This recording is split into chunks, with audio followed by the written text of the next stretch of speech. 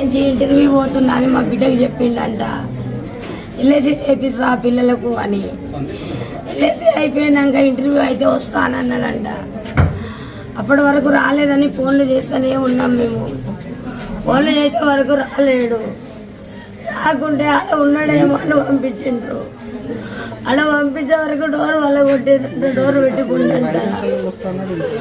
ఆడకు సూసైడ్ పెట్టుకున్నది అయిపోయిందని తెలిసింది మాకు అంతవరకే.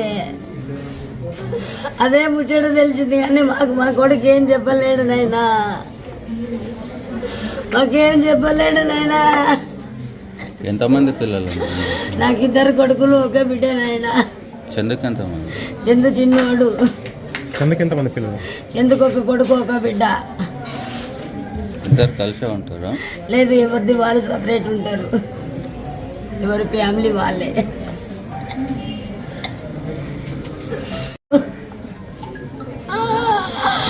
సూసైడ్ చేసుకోండి అన్నాడు. సూసైడ్ చేసుకోండు. మాకేమీ తెలియదు నాయనా. బాడీ ఇక్కడే తెస్తారా? ఇడికే తెస్తారు. నైనా నైనా